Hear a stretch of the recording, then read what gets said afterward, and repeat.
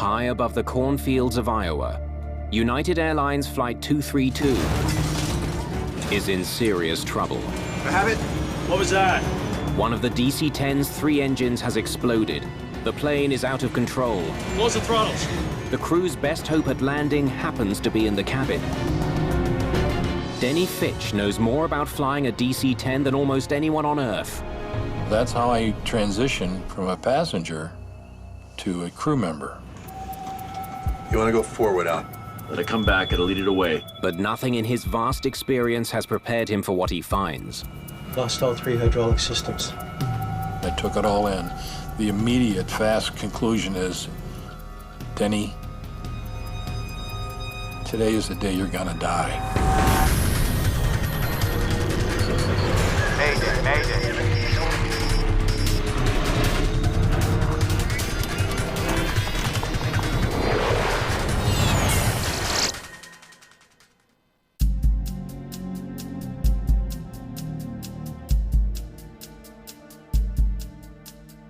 United Airlines Flight 232 is halfway through its journey from Denver, Colorado to Chicago. The DC-10 is cruising at 37,000 feet. The clear weather makes this a relatively easy flight for the captain and his first officer, both former fighter pilots. Well, looks like we're gonna make Chicago on time. The airplane was trimmed up. We enjoyed a cup of coffee, and weather was good. There was absolutely no reason why we shouldn't have a pretty normal flight that day. Today is Children's Day at United Airlines. A child's ticket costs only a penny. Of the 285 passengers on the flight, 52 are children. Thanks for the cookies, Jan. Now, how about some more coffee? Denny Fitch is a United Airlines pilot and a flight instructor for the DC-10. The flight was normal in all respects. We had climbed altitude. The lunch had been served. The tray was being removed, and I asked the flight attendant if I may have a cup of coffee. Heading home for a few days? Yeah, be good to get back.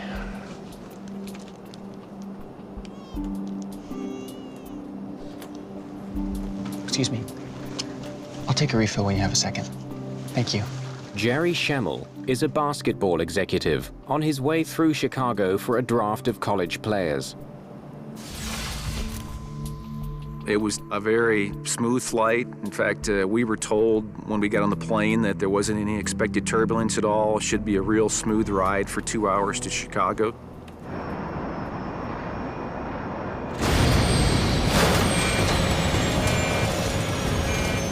And all of a sudden, with a bang, it's just like being thrown into a great big tornado of activity.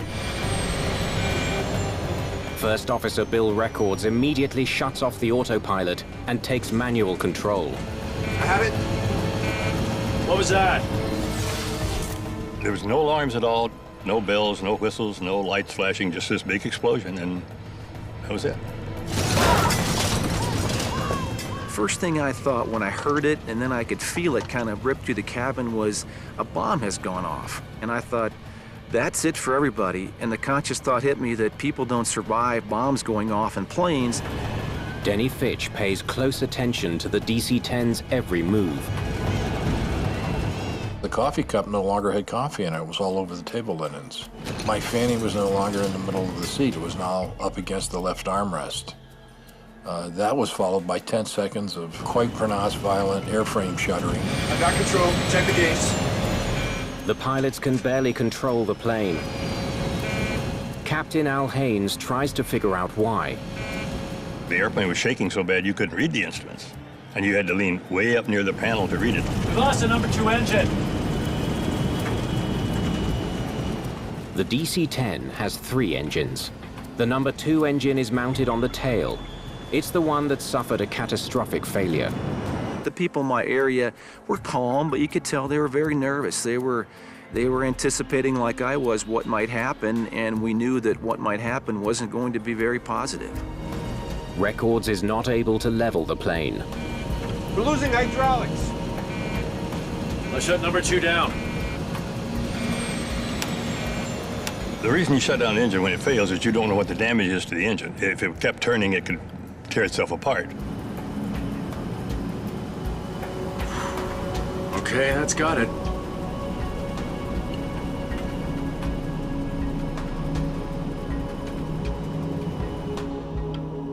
But Denny Fitch suspects there may be more to worry about than the loss of an engine.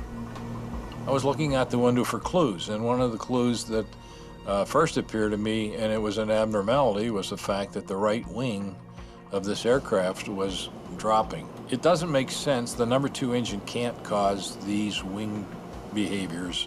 In other words, its loss doesn't have anything to do with what I'm seeing. Bill said, Al, I can't control the airplane. And that's a real attention getter. And so I look forward to see what the flight controls were doing. The damaged engine has been shut down. The plane is not responding to the first officer's commands. It's banking further and further to the right. It's a very sickening feeling to have the controls all the way over and have them all the way back as far as you can go. And the airplane was in fact going the opposite direction. I've got it, Bill. If the pilots can't find a way to level the plane, it will soon be upside down. We had the control wheel as far as it go to the left and as far back on your lap as it would go. You can't do that in flight. So there's something drastically wrong there. But the airplane was starting to roll over in its back, and we had to stop that. This isn't working. The plane has become impossible to steer. It's a dire situation, and it can't be explained by the loss of one engine. Dudley, check the cages. What's going on back there? We have no hydraulic fluid left. All systems are down to 0. All 3? That's impossible. A complex hydraulic system carries the commands from the pilot's control column to the aircraft's control surfaces, such as the elevators, rudder, and ailerons. Without fluid in the system, there is no way to move these crucial flight controls. Hydraulics are the lifeblood of the airplane. They provide the muscle to move the flight controls, to retract and lower the landing gear, to move the flaps. A lot of the things that move on the airplane are done hydraulically. If you do not have hydraulics, you have absolutely no control. You might as well just take the control column out and throw it out the window. Even though the control columns have no effect on the movement of the plane, both pilots instinctively use them as though they did. It's like driving a car. If you're sliding on ice, nobody lets go of the steering wheel, even though the steering wheel is not effective. And this is the same way. You're holding onto the controls, hoping, I guess, that maybe there's some hydraulic fluid in there someplace. What's it say in the book? The DC-10 has 3 separate hydraulic systems. If one fails, the other 2 act as backup. But all 3 systems are now empty of fluid. There's nothing in here for anything like this. 1 billion to 1 were the odds that this would happen. You're never trained for that. You never drilled for it, you never trained for it, because technically it can never happen. No hydraulics means no flight controls. The plane could spiral to the ground at any moment. Let's use the engines. Yeah, why not? Well, we kind of made it up as we went along. Everybody realized that this was something that we didn't have a procedure for. So you just kind of grab for whatever's working. The left and right engines are still running. The pilots decide to use them to their advantage. I'm going to pull back number 1 about 10%.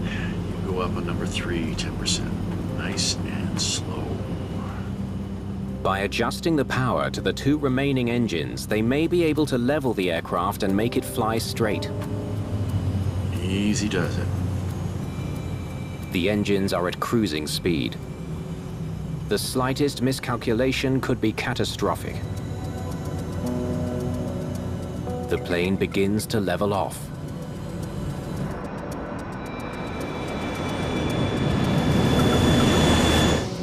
Okay, that's got it. The improvised method of control seems to be working, but with no hydraulics, the crew and all their passengers are still in grave danger. In front of O'Hare. About 400 miles. Flying to Chicago with only 2 engines may be possible, but without flight controls, the pilots have no idea if they'll be able to make a landing. How are we gonna land this thing? None of the parts used to control the plane can be moved. No pilot has ever safely landed a DC-10 without hydraulics. 296 people will soon die unless the pilots can find a way to do it now.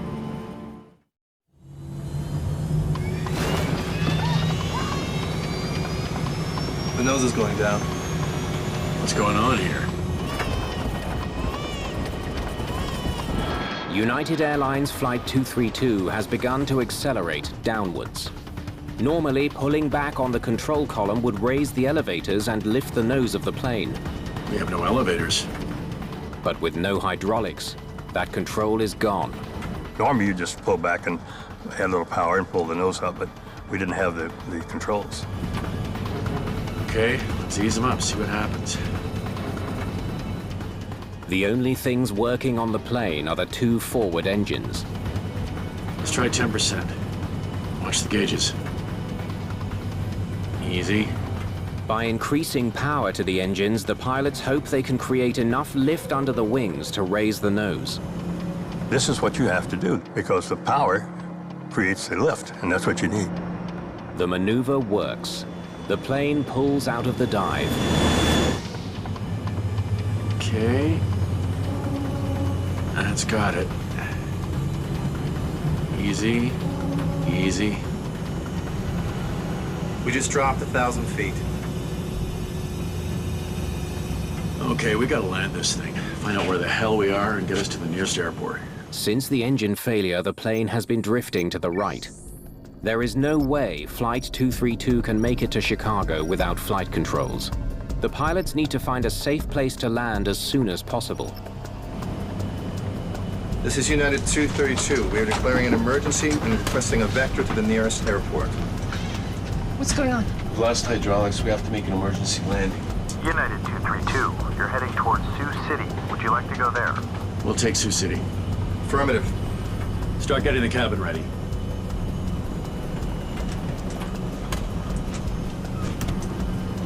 Okay, now we're climbing. The plane suddenly begins to climb. As it does, airspeed drops. The wings begin to lose lift. If the climb continues, the plane will stall and fall from the sky. What the hell's going on here? Watch the right side. I got it. To lower the nose, Captain Haynes must reduce engine power while struggling to maintain level flight. Okay, that's got it.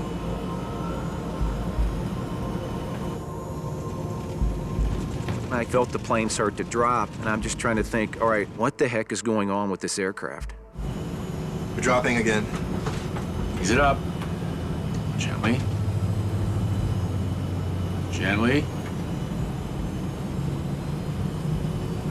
Okay. 275. Jesus. The plane has dropped another 1,500 feet. How far is Sioux City? About 55 miles. In 30 minutes, the plane will hit the ground.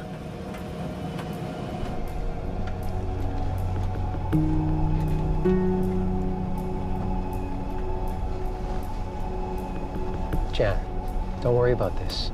This airplane will fly fine on 2 engines. When I told her that she replied to me, "Oh no, Denny. I just came from the cockpit. Both the pilots are trying to fly the aircraft." The captain has told us we've lost all our hydraulics.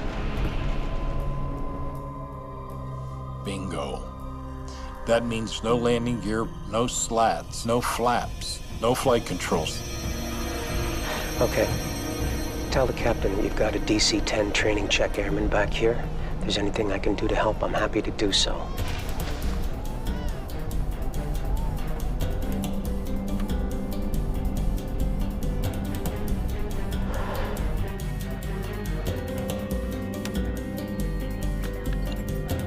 United 232, understand you're requesting an emergency landing? Affirmative. We've lost all hydraulic control, requesting a vector to the airport. United 232, radar contact. Turn left heading 255. I don't think turning left is something we want to try. I wouldn't want to risk it. Agreed. The heading to Sioux City requires a left turn, but for some reason the damaged plane only wants to turn right. Forcing it to turn left could be disastrous. Okay, we're in a right turn right now. That's about the only way we can go. Tower gave us a heading to fly. We'd try to fly it. And if we would drift off to the right because we would lose it somewhere in the manipulation of the throttles, rather than try and turn left, we would just do a 360. United 232 Heavy, roger. Right turn heading 255. The pilots must execute a precise right turn without the use of the plane's ailerons. They carefully alternate power between the two engines to turn the crippled plane around. As they begin to turn, the nose suddenly falls again. The plane accelerates downward.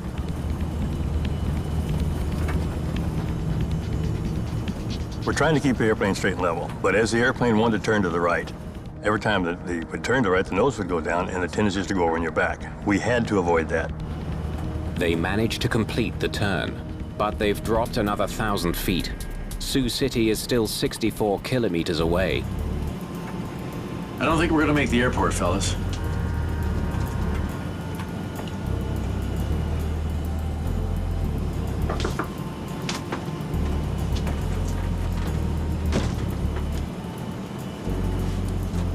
There's a DC-10 instructor on board who's offering assistance. Having a trainer or an instructor on board the airplane was a relief to us because we thought he could give us inputs that we didn't have. Maybe he could help, and he volunteered to come up, and we were very happy to have him come up. Okay, let him come up.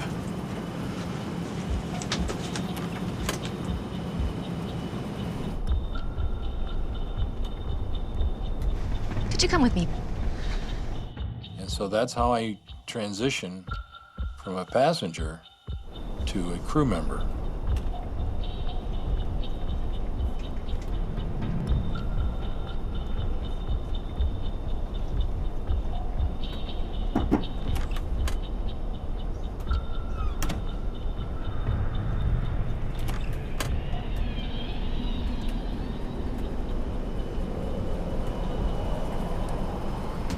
And I remember their forearms and their tendons being tense. I remember their knuckles being white. They both were on the flight control wheels, their respective wheels, trying to fly the airplane together. Now that's an anomaly because the airplane will fly quite nicely with one person and two fingertips. That's just the nature of the beast when it's normal. This is clearly not normal. You want to go forward, Al? Now go forward. Let it come back and lead it away. Lost all 3 hydraulic systems. When I took it all in, the immediate fast conclusion is, Denny, today is the day you're gonna die. Tell me what you want, I'll help you. Take the throttles. Because he can stand between Bill and myself now, and he can operate the alternating thrust a lot easier than we can. Okay.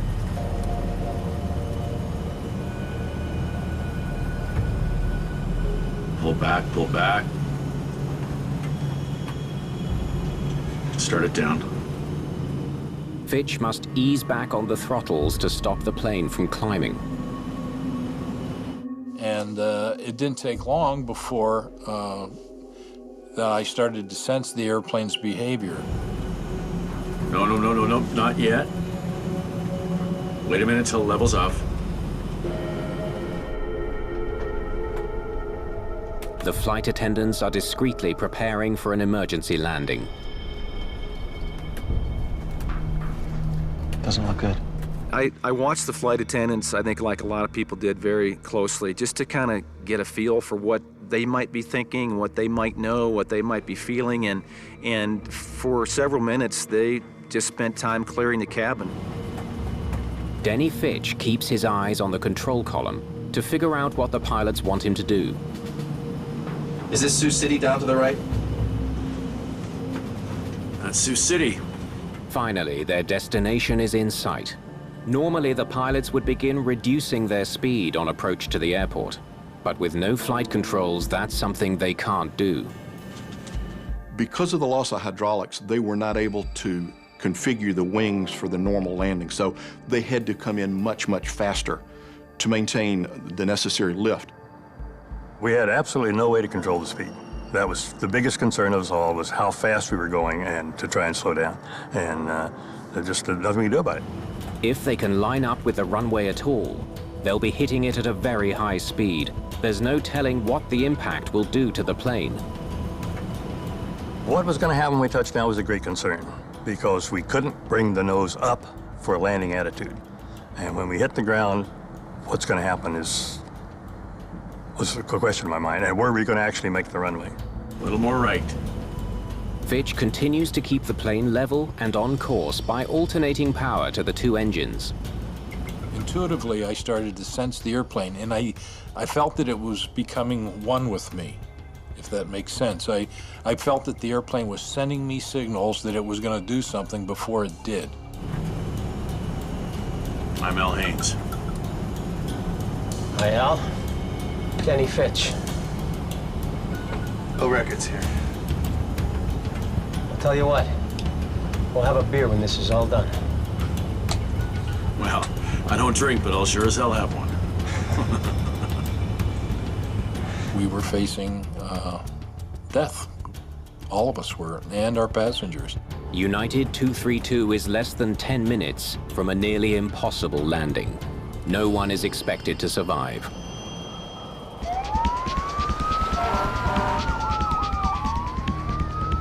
Emergency workers prepare for the worst.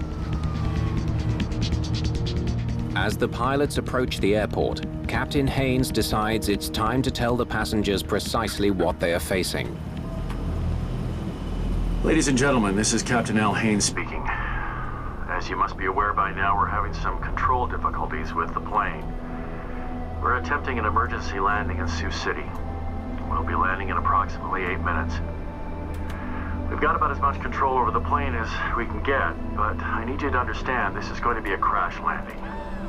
Please review your emergency procedures. This is going to be worse than anything you've ever been through before, and you need to be ready. We will do everything in our power to get everyone to the ground, but we need your cooperation. I think Captain Haynes wanted to be as honest as he could with us. He didn't want to sugarcoat anything. He wanted to let us know that we are in a very dire circumstance. I was convinced I wasn't going to make it. I thought, this is my day to go. There was serious uncertainty as to what the outcome was going to be. I think there was a realization that the airplane was going to be very badly damaged and that there was a high likelihood of injury or worse. Okay, let's start this sucker down.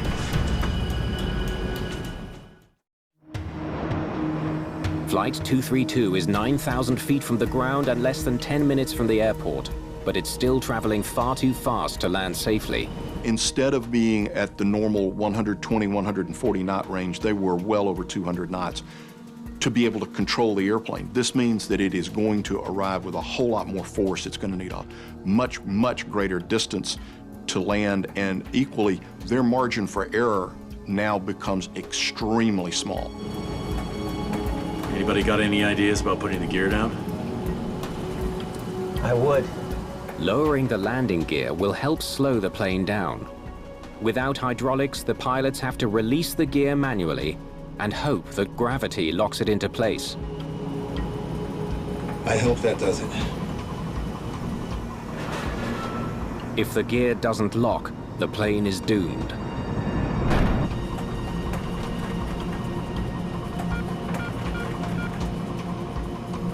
All green. The gear creates enough drag to slightly reduce the airspeed, but the plane is still traveling almost 70 knots faster than it should be. Okay, start it down now. The passengers try to prepare themselves for what may be their final moments. Last three things I said to my wife were, last three words were, I love you. I thought things were in place. for me not to survive this incident. And then the last couple minutes, I started thinking to myself, you know what, just in case you're wrong, you better get ready and form a game plan here. So the last 4 or 5 minutes, I thought to myself, all right, if you hit the ground and you're dead or you're hurt seriously, you might not be able to help. But if you aren't, don't flee the plane, don't panic.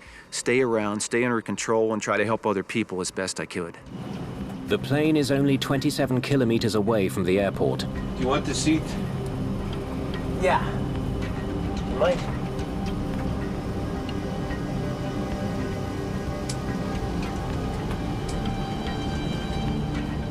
Okay. All the pilots will need to be securely strapped in for the attempted landing.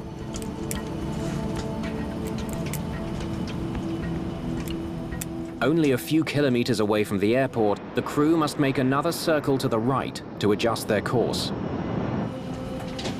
Airport's down there. Got it. I don't see it yet. As soon as it starts down, back we go. Concern within was how fast we're going to hit the ground and what's going to happen when we hit the ground. When we hit the ground hard, let's hope it's not hard enough to tear the airplane apart. Forward, forward, forward. Without flaps, airspeed is the only thing keeping the plane in the air. The pilots have no choice but to keep the engines at close to full power. Won't this be a fun landing? Hold the heading if you can. That's fine. From an altitude of 37,000 feet, the pilots have corkscrewed their way down to within sight of a runway. Now they have to get the plane on the ground. The plane is descending to the runway at 1,600 feet per minute, faster than the space shuttle comes into land. That's fine. I got the runway. It's off to the right, over there. Over there. But the pilots can't slow their plane. In fact, Fitch must increase engine speed to keep the nose up. Bring it on down. Oh, baby. Ease her on down. Tell them we're 2 minutes away from landing. 2 minutes away from landing, 2 minutes. Your attitude is you will get this done. I will do this. I will do it. I will not accept failure. I will not accept anything less than the best. And so even if I die, that's the way I die. That's the way I'm going to die.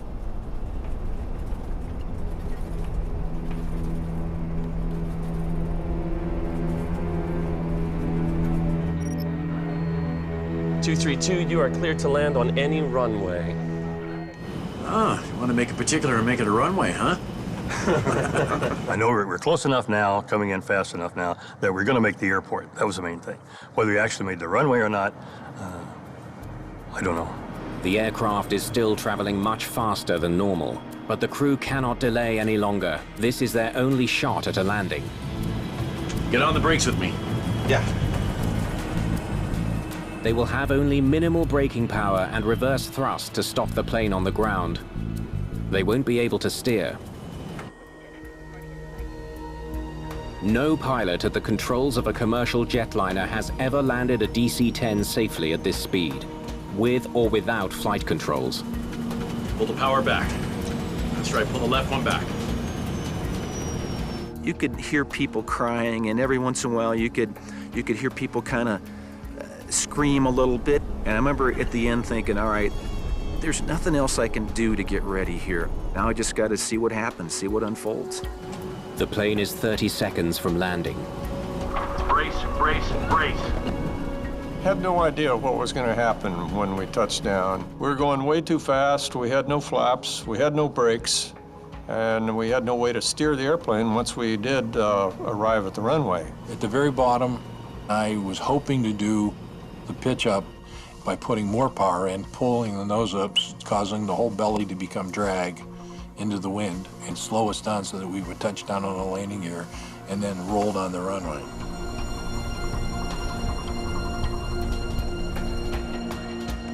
Controllers can't bear to watch what's about to unfold. Only 100 feet from the ground, the nose dips again, increasing its already dangerous speed. The nose lowered, the airspeed would get built up again, and the right wing started to go down again. And we couldn't have that. We had to try and get it level. Close the throttles. Close them off. Pull him off. I can't pull him off or we'll lose it. That's what's turning you. And we both said, okay. He's in charge of the throttles. Do whatever you have to do. There had to be complete trust. Okay, okay.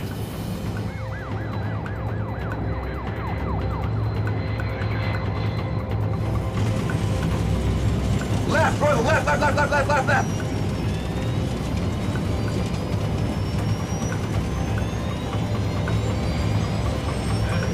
We're turning, we're turning, we're turning.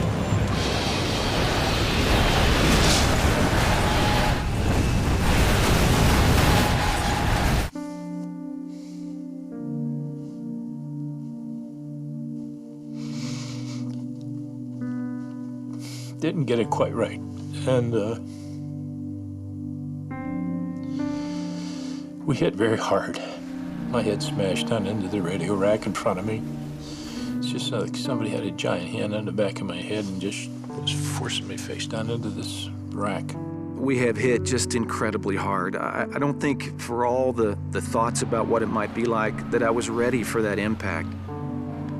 I could feel the plane go upside down, and then we slid upside down and backwards for what seemed like forever. I remember looking out the window and saw it got blue for a split second, darkened again to brown and green, and then more violence than I can put in words.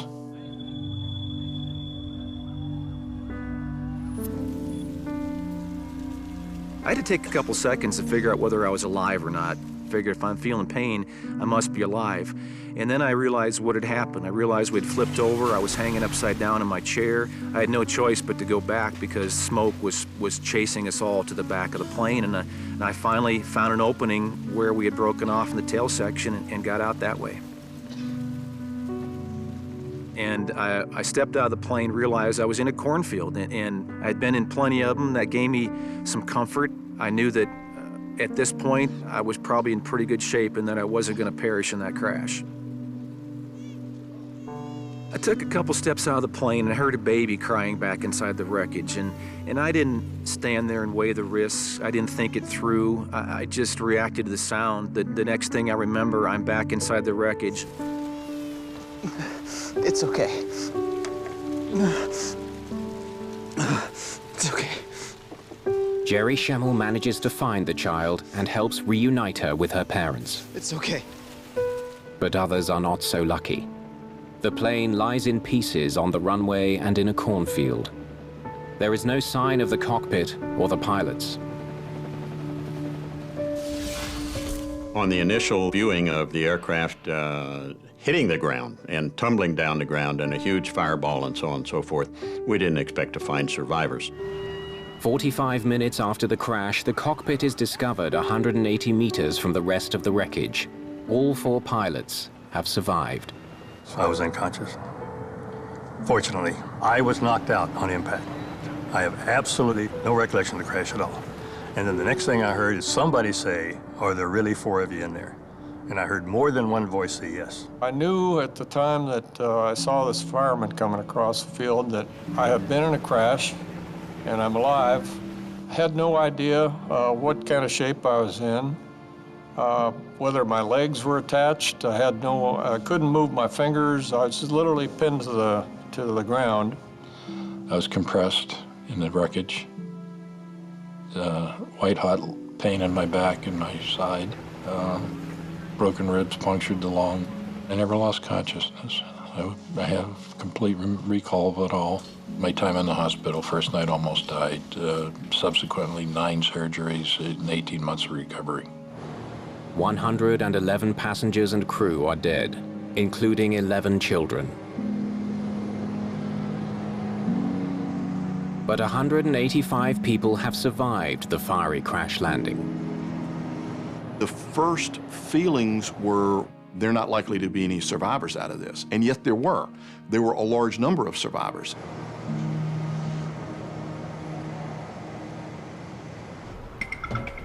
The damage to the tail section confirms what the pilots reported.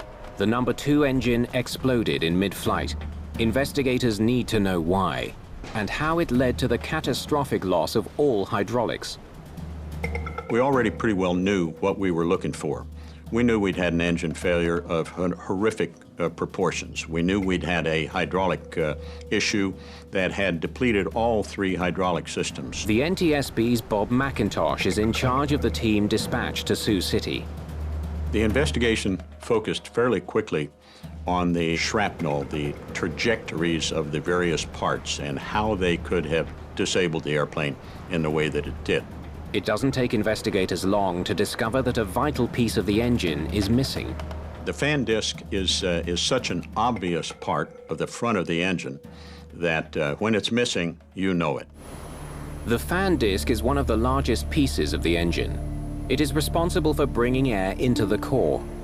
It's around almost 400 pounds. It's about 32 inches in diameter. That was missing. And we knew that it was going to be our job to find that, because that was the destructive force that had brought this airplane down.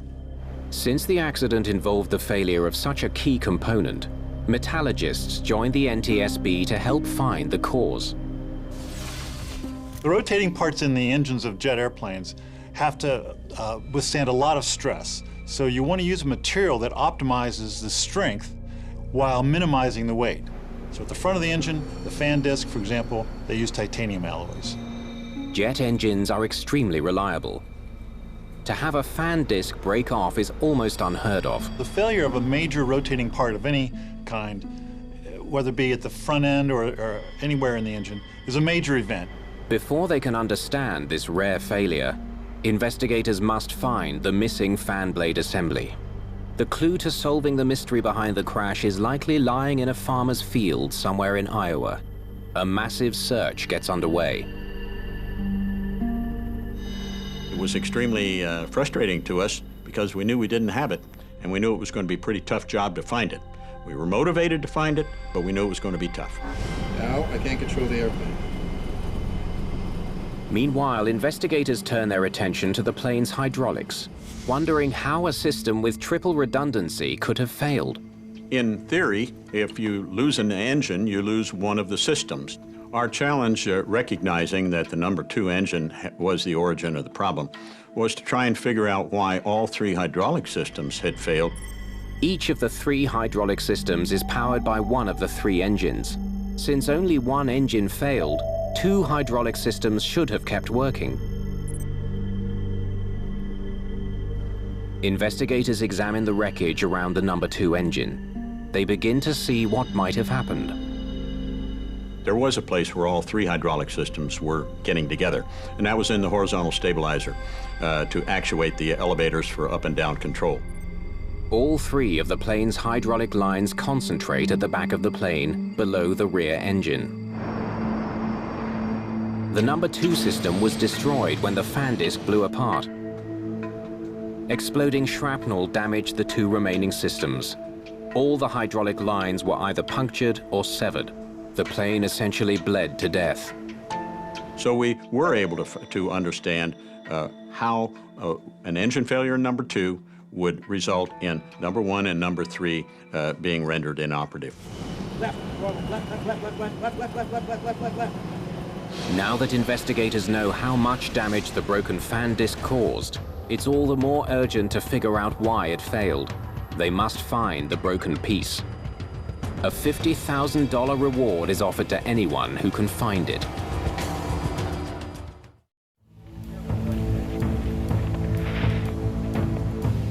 Three months after United Flight 232 crash-landed in Sioux City, Iowa, a farmer finds the crucial piece of the puzzle lying in her field, about 100 kilometers from the airport. This was a hole. I came across the combine, and the combine met with resistance. I backed up, and I thought, oh, my gosh, this is it. The lady who found the fan disc was our hero of the day. This was an extremely important piece of evidence. The massive disc is broken into 2 pieces. How could it break like that? It was extremely unusual, and we really wanted to try and figure out why this thing had what we call burst. The titanium alloy used to make this vital part is extremely strong and resilient. It shouldn't just snap in 2. Take a look at this. When you first see the disc broken, it's almost unimaginable to see how something so large could break into two big pieces. Didn't happen overnight.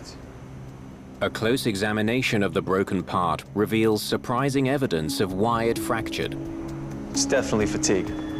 It was pretty easy to visually to look at this to see that there was a fatigue crack there.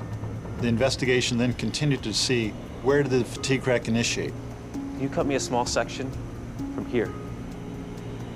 Investigators need to know what had weakened this powerful alloy. They trace the fracture back to where it began and remove the section for testing.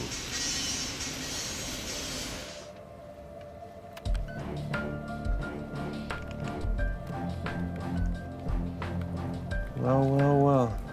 They find elements that should not be in the metal, nitrogen and oxygen mixed in with the titanium. Nitrogen and other elements such as oxygen, if they are present in the titanium alloy, cause an increase in brittleness, so that when you load this area, it'll crack very, very easily. A bad batch of titanium? I'd say so. Investigators conclude that a microscopic imperfection in the titanium used to make the fan blade caused a crack that developed slowly over 17 years. It kept progressively getting bigger and bigger each time the engine started and stopped. It was only a matter of time before the disc finally broke. I have it. What was that? And disaster occurred. This part was supposed to be inspected on a regular basis, and indeed it was. But where the crack was located simply was extremely difficult to detect. The NTSB immediately recommends more thorough inspections of all engine fan discs. Titanium is now melted 3 times in a vacuum to remove impurities. Any kind of oxygen and nitrogen that might be in the material is sucked out into the vacuum and drawn out. The DC-10's hydraulic system also gets an upgrade. Designers add a series of valves so that a line can be sealed in case of a rupture. Every accident is a learning experience. And Sioux City, although it was several decades ago, continues to be a learning experience. Despite the loss of life, the pilot's actions during the disaster are hailed as a magnificent feat of flying.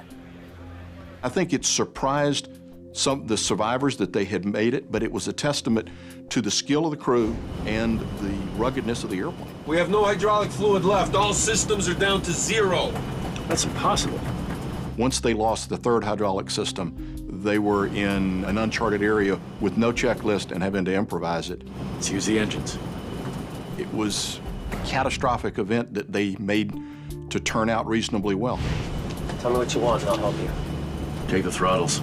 Captain Haynes' decision to accept an offer of help in a moment of crisis is what many believe saved the lives of 185 people. Okay. For Al Haynes to give a perfect stranger the only thing controlling his airplane, and I think he knew clearly at this point that was all that was there, I think is a phenomenal feat. And I can't give enough kudos to him for that. All 4 pilots received the Polaris Award. It's the highest civilian aviation decoration awarded for exceptional airmanship and heroic actions. We got the airplane to the runway. That's the most we could hope for, even more than most people thought we could hope for. And to say that we were heroes in doing that, no. We were just fortunate that the things we tried worked. I was willing to give up my life. No, I mean, that's not being heroic. I mean, I was willing to give up my life. Because to me, that's my responsibility as an airline captain. You trust me. I don't want to fail that trust. Al Haynes and Bill Records were back in the cockpit within a year of the accident. For Denny Fitch, it took a bit more time. Doctors, God love them, they fixed me, but they didn't believe I'd ever make a captaincy again. They didn't think I'd ever be able to fly. I think it was 16 or 18 months later. It was Flight 187 to Honolulu. And if you've been in the cabin, you would have heard this announcement. Today in command of your flight is Captain Denny Fitch. Never give up.